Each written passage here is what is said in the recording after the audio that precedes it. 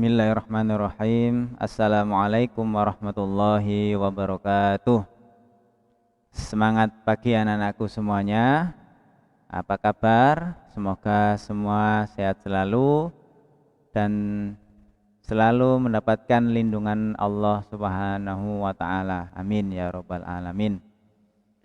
Baik anak-anakku semuanya, alhamdulillah pada kesempatan hari ini kita akan belajar tentang bab kelima, bab terakhir pendidikan agama Islam kelas 5, yaitu Rasulullah idolaku. Anak-anak semuanya mengidolakan para nabi ya. Alhamdulillah, semoga semuanya selalu yang menjadi idola itu adalah para nabi kita, anbiya wal mursalin. Karena beliau ini adalah merupakan meneruskan risalah yang diberikan wahyu dari Allah Subhanahu wa taala untuk berdakwah di seluruh umat yang ada di muka bumi ini. Baiklah anak-anakku semuanya, pada kesempatan hari ini yang kita pelajari dalam bab kelima Rasulullah idolaku, yaitu yang pertama kisah teladan Nabi Daud alaihissalam, selanjutnya Nabi Sulaiman alaihissalam, Nabi Ilyas, Nabi Ilyasa, dan yang terakhir Rasulullah baginda Nabi Muhammad sallallahu alaihi wasallam. Mari kita mulai bersama dengan baca basmalah. Bismillahirrahmanirrahim. Ayo anak-anakku semuanya, mari kita hafalkan bersama-sama nama-nama Nabi dan Rasul 25. Ya, siap-siap ya. As-salatu ala nabi wassalamu ala rasul wal anbiya'il mursalin kulluhum mukramun. Salawat ke atas nabi, sejahtera ke atas rasul, nabi-nabi yang diutuskan, mereka semua adalah mulia. Adam, Idris, Nuh, Hud, Saleh, Ibrahim, Lut, Ismail, Ishak, Yakub, Yusuf, Ayub, Syu'aib, Musa, Harun, Zulkifli, Daud, Sulaiman, Ilyas, Ilyasa, Yunus, Zakaria, Yahya, Isa, wal akhirul khatimul anbiya, Muhammad al-Mustafa. Ya, anak-anakku semuanya, insya Allah sudah hafal ya. Mari kita sambil menghafalkan nama-nama ke-25 Rasul ini dengan lantunan irama ini, semoga bisa mempermudah kita menghafalkan nama-nama beliau, memaknai dan memahami kisah-kisah teladannya, karena ini adalah bagian dari iman kepada Rasulullah. As-salatu ala nabi wassalamu ala rasul wal anbiya'il mursalin kulluhum mukramun. Salawat ke atas nabi, sejahtera ke atas rasul, nabi-nabi yang diutuskan, mereka semua adalah mulia. Adam, Idris, Nuh, Hud, Saleh, Ibrahim, Lut, Ismail, Ishak, Yakub, Yusuf, Ayub, Syu'aib, Musa, Harun, Zulkifli, Daud, Sulaiman, Ilyas, Ilyasa, Yunus, Zakaria, Yahya, Isa, wal akhirul khatimul anbiya, Muhammad al-Mustafa. Alhamdulillah. Ya. Maka di antara para Rasulullah 25 ini salah satunya adalah yang jelas mereka adalah memberikan uswatun hasanah. Apa itu uswatun hasanah? Suri tauladan yang baik bagimu. Dari ucapannya, dari perbuatannya, dari tingkah lakunya, adabnya, bagaimana beliau memimpin masyarakat, bagaimana beliau memberikan contoh seorang pemimpin di dalam keluarga, memimpin masyarakat, berdagang, dan lain sebagainya. Inilah yang menjadi suri tauladan bagi umatnya masing-masing di zamannya masing-masing. Maka beliau ini seluruhnya pasti memiliki sifat wajib. Apa saja sifat wajib Rasul itu? Sidik, ya, jujur, ucapannya jujur, amanah, memberikan dakwah secara amanah, ya, dipercaya ucapannya, tabligh, menyampaikan sesuatu itu bahwasanya benar-benar menyampaikan, jika itu salah juga harus salah, ya. Beliau juga diberikan sifat fatonah, ya, cerdas. Tidak mungkin Rasulullah itu, mohon maaf, tidak cerdas. Pasti beliau diberikan bekal yang cerdas untuk menyampaikan isi dakwah tersebut. Kisah selanjutnya adalah Nabiullah Daud alaihissalam, ya. Berikut kisahnya yang diabadikan di Al-Qur'an, ya. Ada di beberapa surat. Kemudian beberapa keistimewaan beliau, ya. Beliau termasuk mendapatkan wahyu berupa mukjizat kitab Zabur, ya. Beliau juga gemar bertasbih kepada Allah, merupakan pencipta pertama kali baju besi untuk perang, ya. Beliau juga memiliki suara yang merdu, juga gemar berpuasa, sehingga kita menamakan puasa Daud, ya. Itu sejarah dari beliau. Mari kita simak bersama kisahnya.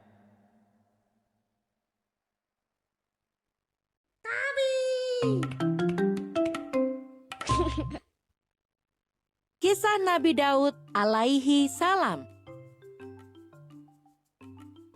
Setelah Nabi Musa dan Nabi Harun wafat, kaum Bani Israel dipimpin oleh Yusya. Yusya merupakan pengikut Nabi Musa dan Nabi Harun yang taat. Semasa hidupnya, ia berusaha untuk meneruskan ajaran nabinya. Namun, setelah Yusya wafat, kaum Bani Israel kembali pada kesesatan.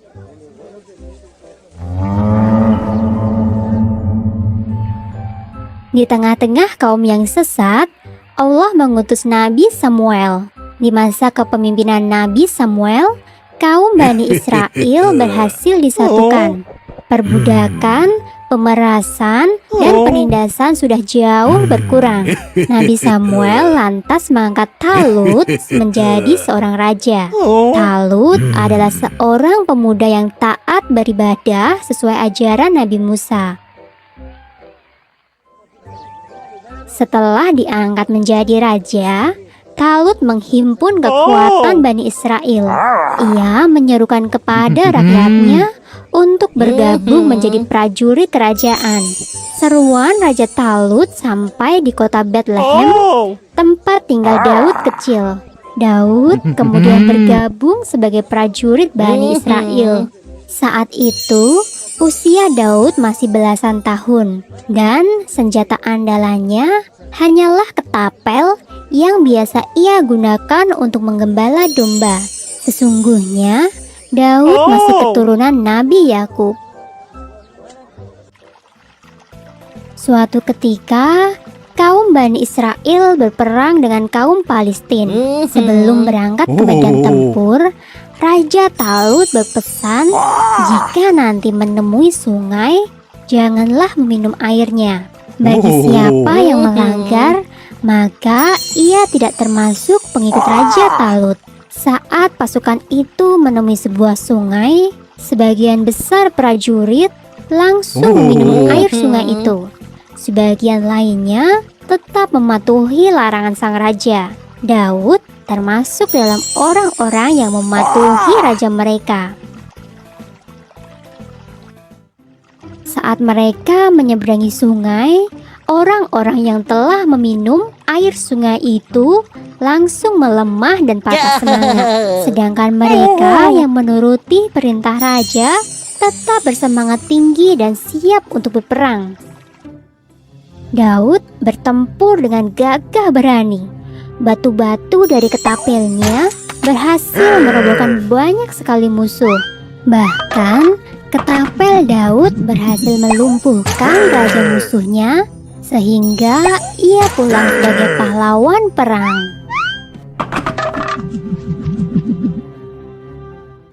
Atas keberhasilannya mengalahkan raja musuh, Daud diangkat sebagai panglima perang meskipun ia masih kecil.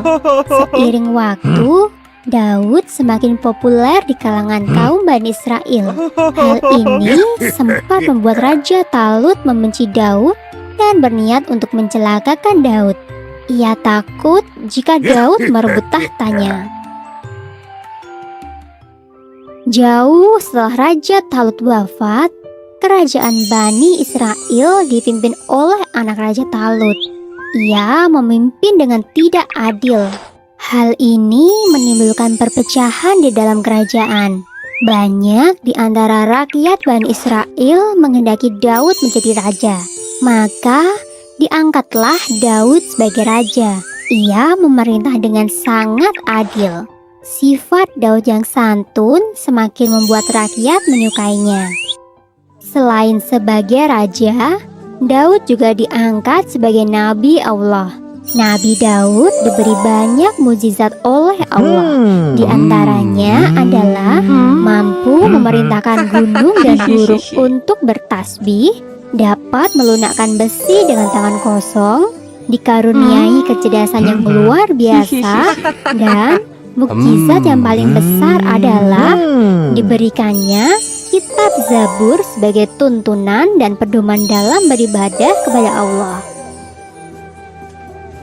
Sumber dalam Al-Quran surat An-Nisa ayat 163 yang berbunyi, "Dan kami berikan Zabur kepada Daud." Yuk dukung Kabi dengan menekan tombol subscribe.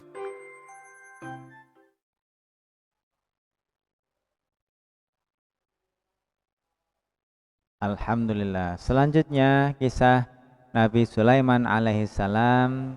Kisahnya salah satu kisah beliau diabadikan dalam surah An-Naml ayat 15 sampai 44.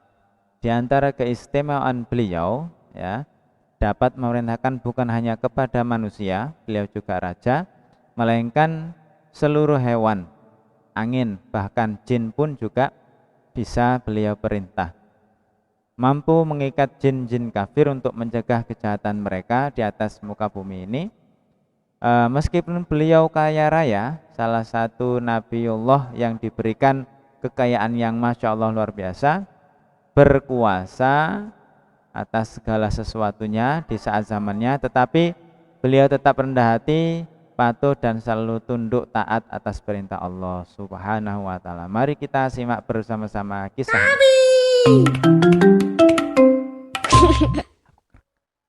Kisah Nabi Sulaiman alaihi salam. Sulaiman adalah putra dari Nabi Daud alaihi salam. Ia terkenal dengan sifatnya yang terpuji dan juga cerdas. Pernah suatu ketika, ada dua orang wanita yang memperebutkan satu bayi. Mereka berdua menghadap kepada Nabi Daud untuk meminta keadilan. Nabi Daud memutuskan bahwa bayi itu milik wanita yang lebih tua. Keputusan ini membuat wanita yang lebih muda merasa kecewa. Ia pun meminta Sulaiman untuk memberikan saran. Supaya adil bagi kedua wanita itu, Sulaiman meminta bayi itu dibelah menjadi dua.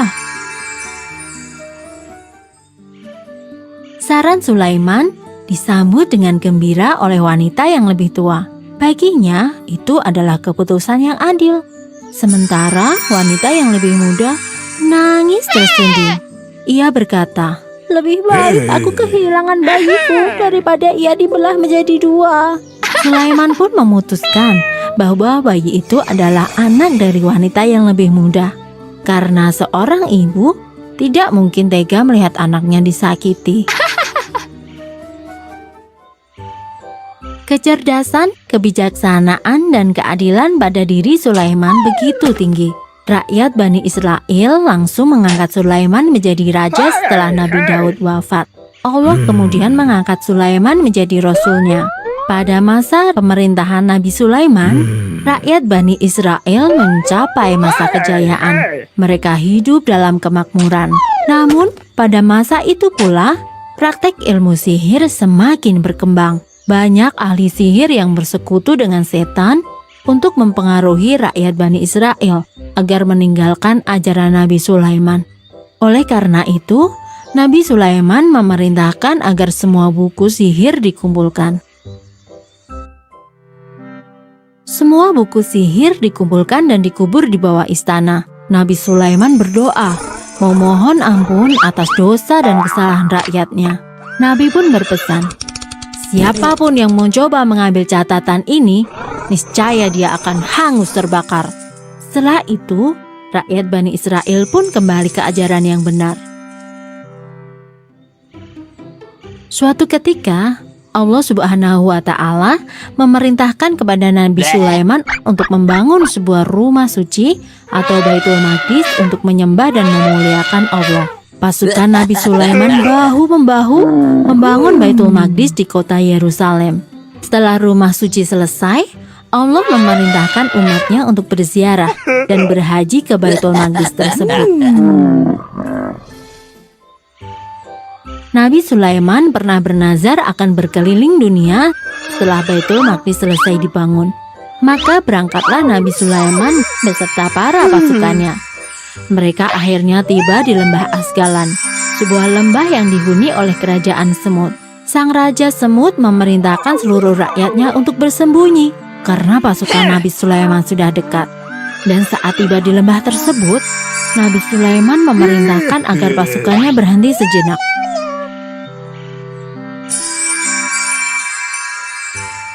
Sungguh mukjizat yang luar biasa. Nabi Sulaiman dikaruniai kemampuan untuk mengerti bahasa binatang. Karenanya, Nabi Sulaiman memerintahkan pasukannya untuk berhenti sejenak agar para semut bisa mencari tempat berlindung yang aman. Setelah semua semut aman, Nabi Sulaiman pun memerintahkan pasukannya untuk kembali berjalan. Beberapa waktu kemudian, sampailah rombongan Nabi Sulaiman di sana, sebuah padang pasir yang gersang dan tandus. Ketika sedang beristirahat, Nabi Sulaiman menerima laporan yang mengejutkan dari pasukannya, yaitu burung Hud. Burung Hud berkata bahwa di negeri Yaman ada kerajaan Sabah yang dipimpin oleh Ratu Balkis yang sangat cantik jelita. Seluruh kerajaan itu menyembah pada matahari. Nabi Sulaiman lantas mengutus burung Hud ke Sabah untuk menyampaikan surat.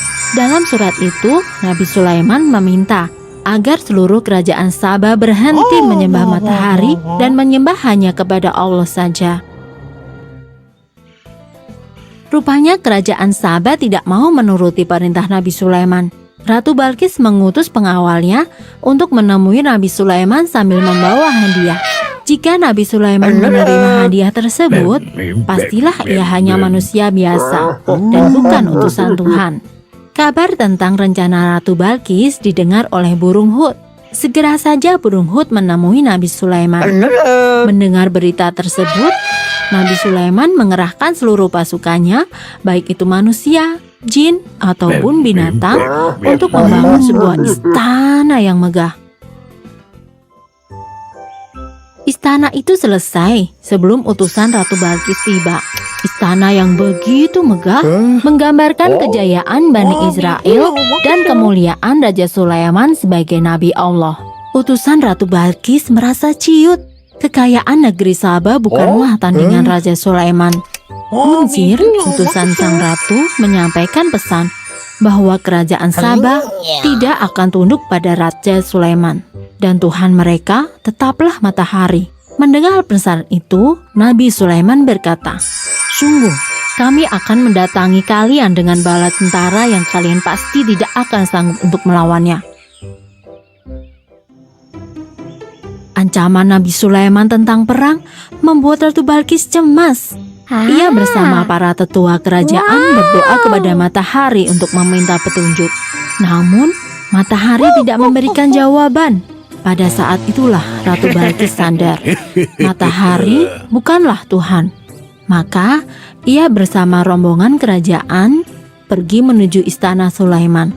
Sebelum Ratu Balkis tiba, Raja Sulaiman memerintahkan kepada pasukannya untuk membawa singgasana atau kursi Ratu Balkis ke istananya. Jin Ifrit yang merasa hebat menyanggupinya. Namun ia gagal. Jarak istana Ratu Bilqis dan istana Raja Sulaiman sangatlah jauh. Hingga akhirnya ada seorang ahli kitab yang sanggup membawa kursi tersebut. Begitu tiba di istana Raja Sulaiman, Ratu Balqis terkejut melihat kursinya ada di situ dan lebih cepat daripada dirinya. Kemudian ia pun mengakui Raja Sulaiman sebagai nabi dan berjanji untuk bertaubat serta beriman kepada Allah Ta'ala.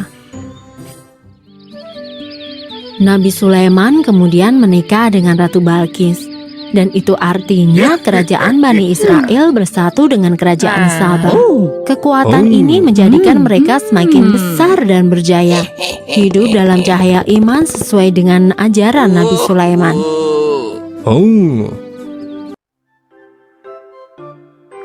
Kisah Nabi Sulaiman dan para semut ada di dalam Al-Quran. Ketika rombongan Nabi datang, semut berteriak, "Hai semut-semut, masuklah ke dalam sarang-sarangmu, agar kamu tidak diinjak oleh Sulaiman dan tentaranya, sedangkan mereka tidak menyadari." Surat An-Naml ayat 18. Nabi Sulaiman alaihissalam pun tersenyum dengan tertawa karena mendengar perkataan semut itu. Beliau berdoa, "Ya Tuhanku, berilah aku ilham untuk tetap mensyukuri nikmat-Mu yang telah Engkau anugerahkan kepadaku dan kepada dua orang ibu bapakku, dan untuk mengerjakan amal saleh yang Engkau ridhoi. Dan masukkanlah aku dengan rahmat-Mu ke dalam golongan hamba-hamba-Mu yang saleh." Quran Surat An-Naml ayat 19. Yuk dukung Kabi dengan menekan tombol subscribe. Alhamdulillah, kisah berikutnya yaitu kisah teladan Nabi Ilyas alaihissalam beserta Nabi Ilyasa alaihissalam, bahwa Nabi Ilyas ini adalah pamannya Nabi Ilyasa, dan Nabi Ilyasa ini penerus dari Nabi Ilyas alaihissalam. Berikut kisahnya yang diabadikan di Al-Quran, surah As-Saffat ayat 123. Sedangkan surah Nabi Ilyasa berada di surah Al-An'am ayat 68. Beliau masing-masing diberikan keistimewaan. Salah satunya keistimewaan Nabi Ilyas alaihissalam adalah senantiasa sabar menghadapi umatnya yang durhaka, tidak pernah berhenti mengajak kebaikan, selalu berdoa untuk keselamatan umatnya. Maka di situ jika umatnya durhaka pada saat beliau memberikan dakwah, ada penentangan, durhaka atas ayat-ayat Allah, maka Allah di situ memberikan malapetaka atau siksaan. Salah satu keistimewaan Nabi Ilyas alaihissalam, beliau adalah pelanjut kekuasaan Nabi Ilyas alaihissalam, karena Nabi Ilyas itu adalah pamannya beliau, Nabi Ilyasa. Mampu menciptakan kaumnya hidup rukun, tentram dan makmur karena berbakti dan bertakwa kepada Allah Subhanahu wa ta'ala. Maka dengan ketaatan kepada Allah dan Rasulnya pasti membawa kebahagiaan hidup di dunia maupun hidup di akhirat. Mari kita simak bersama kisahnya beliau berdua. Kisah Nabi Ilyas dan Ilyasa alaihi salam. Sepeninggal Nabi Sulaiman, rakyat Bani Israel mengalami kemunduran. Praktik sihir mulai muncul lagi dan mereka menciptakan Tuhan baru, yaitu Ba'i. Keadaan pun menjadi semakin kacau. Saat itulah Allah mengutus Nabi Ilyas untuk mengembalikan keimanan rakyat Bani Israel. Sama seperti kaum Bani Israel terdahulu, kali ini pun mereka menentang dengan keras dakwah Nabi Ilyas. Mereka menuduh Nabi Ilyas sebagai orang gila. Bahkan ketika Nabi Ilyas menyampaikan azab Allah, kaum Bani Israel tetap saja membangkang. Azab Allah sungguh dahsyat, yaitu datangnya musim kemarau yang panjang sampai 3 tahun. Kaum Bani Israel semakin marah kepada Nabi Ilyas. Mereka pun menyusun sebuah rencana untuk membunuh Nabi Ilyas. Allah menyuruhkan kepada Nabi Ilyas untuk bersembunyi di lereng gunung. Dan dengan perlindungan dari Allah, Nabi Ilyas tetap aman di dalam gua dan tidak pernah ditemukan. Suatu ketika, saat sedang berlari dari kejaran kaum Bani Israel, Nabi Ilyas bersembunyi di rumah seorang wanita tua. Ia hanya tinggal bersama Ilyasa, anaknya yang sedang terbaring sakit. Wanita tua itu tahu siapa Nabi Ilyas dan berjanji akan memberikan tempat untuk bersembunyi. Ia pun memohon agar Nabi Ilyas berdoa bagi kesembuhan anaknya. Nabi Ilyas memenuhi permintaan wanita tersebut. Dan atas izin Allah, Ilyasa pun sembuh dari penyakitnya. Setelah itu, Ilyasa menjadi pengikut sekaligus murid dari Nabi Ilyas. Ilyasa mendapat pendidikan langsung dari Nabi Ilyas. Ia selalu menemani kemanapun Nabi Ilyas pergi.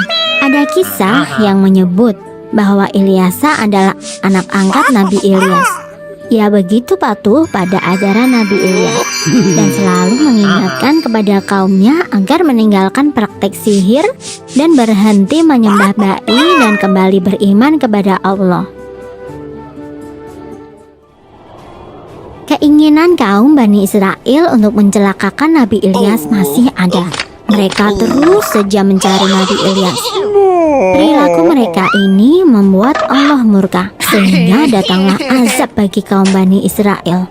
Musim kemarau panjang datang selama 3 tahun. Ladang pertanian mengering, ternak semua mati, dan sumber air pun mengering.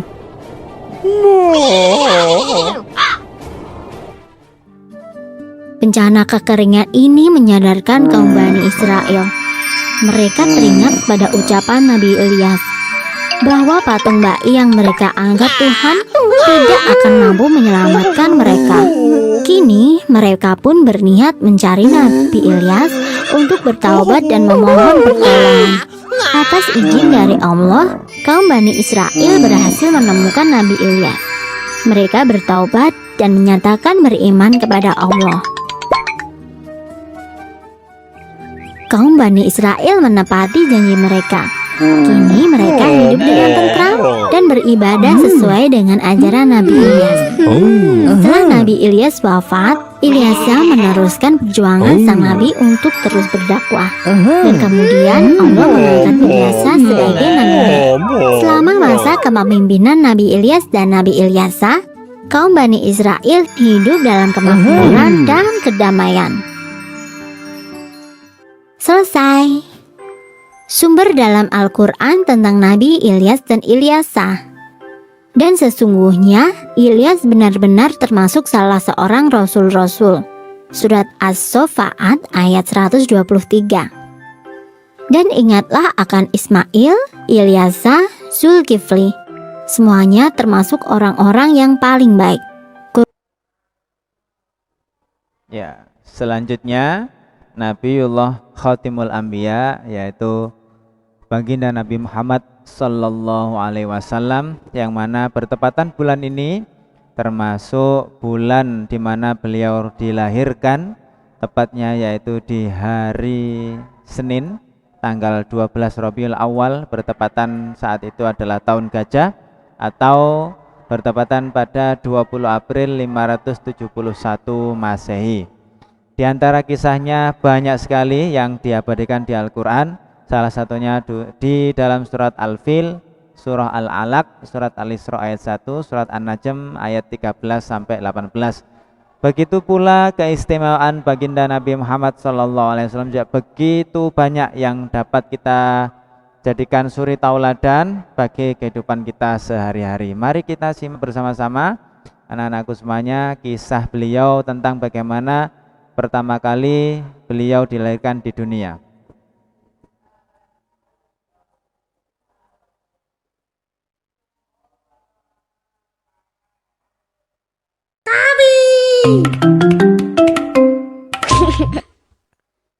Kisah kelahiran Nabi Muhammad Shallallahu Alaihi Wasallam. Mekah yang semula hanya ditinggali oleh Hajar dan Nabi Ismail, seiring dengan berjalannya waktu, berubah menjadi sebuah negeri yang besar. Berkat doa Nabi Ibrahim, negeri itu sungguh mendapatkan berkah dari Allah. Masyarakatnya hidup dalam kecukupan dan sejahtera. Beribu-ribu tahun kemudian, Mekah berubah menjadi negeri yang sangat kejam. Sebagian besar masyarakatnya mulai melupakan ajaran agama yang benar dan berganti menyembah berhala-berhala yang mereka ciptakan sendiri. Di antaranya adalah Saman, Watan, Nusyun, dan masih banyak lainnya. Semua itu adalah Tuhan yang mereka ciptakan dari batu, kayu, ataupun logam. Bukan hanya Tuhan mereka saja yang berubah, sifat dan perilaku masyarakatnya pun juga berubah. Kaum Quraisy yang secara turun-temurun menguasai Mekah dan Ka'bah mulai membentuk kelompok masing-masing. Mereka sangat berkuasa dan kaya raya. Namun kekayaan itu mereka dapatkan dengan cara yang tidak halal. Merampok, memeras rakyat kecil, berjudi, curang dalam berdagang, dan perbudakan yang sangat kejam. Kaum Quraisy menganggap harta adalah segalanya. Bagi yang memiliki harta paling banyak, dialah yang akan menjadi pemimpin. Demi mencapai kehormatan dan kedudukan, mereka menghalalkan segala cara. Karena itu pula, mereka seringkali terlibat dalam perselisihan dan kadang-kadang menimbulkan perang antar saudara.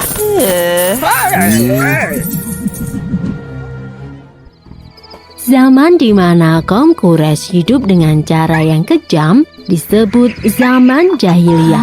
Pada zaman itu, ada seorang wanita soleh bernama Aminah. Suaminya bernama Abdullah.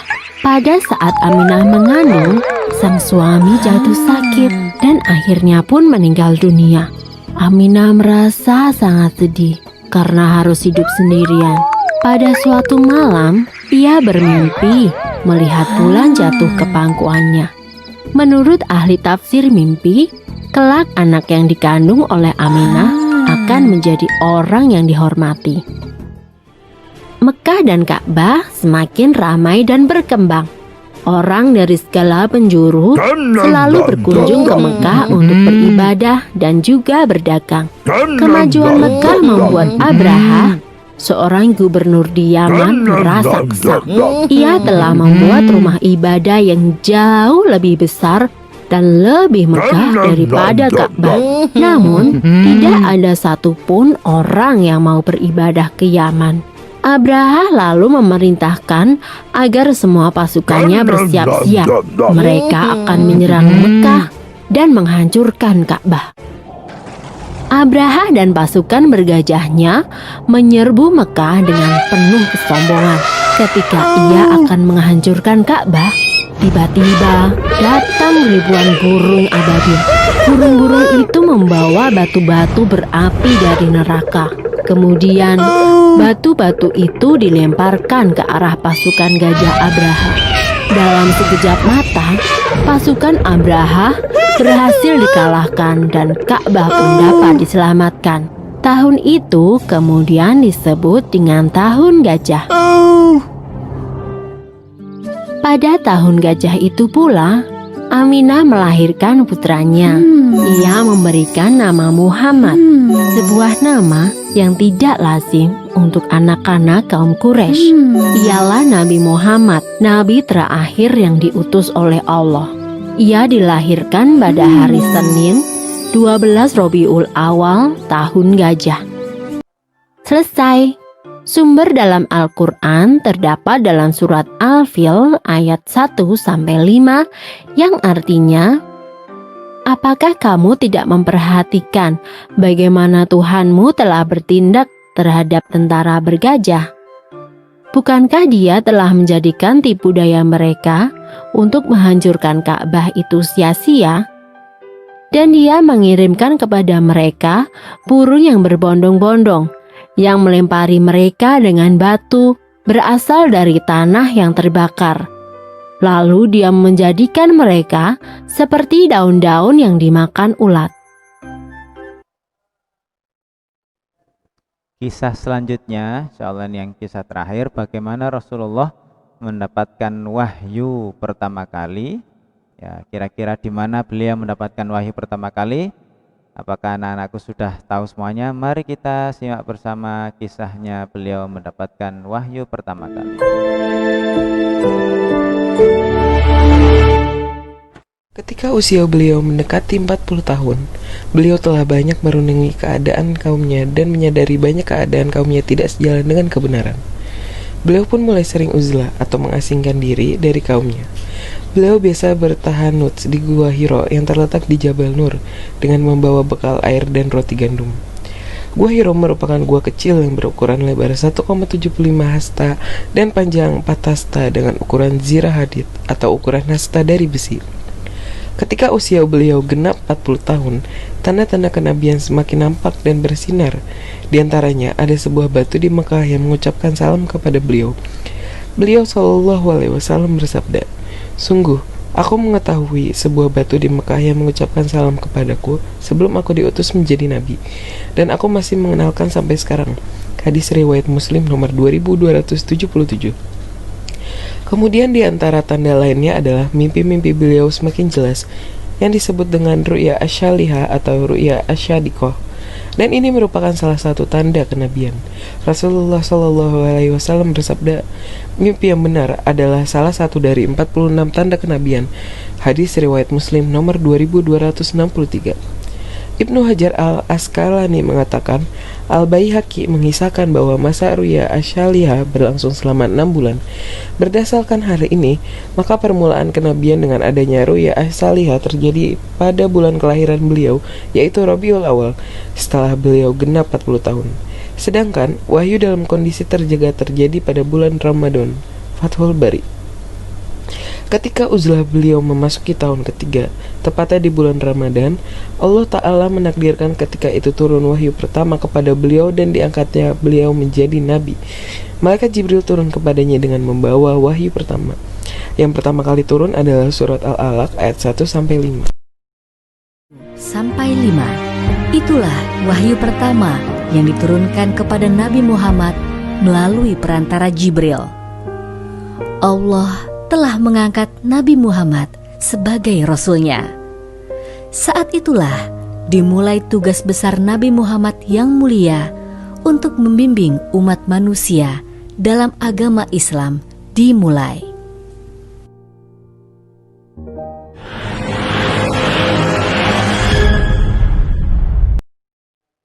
Alhamdulillah, telah usai sudah bab ke-5.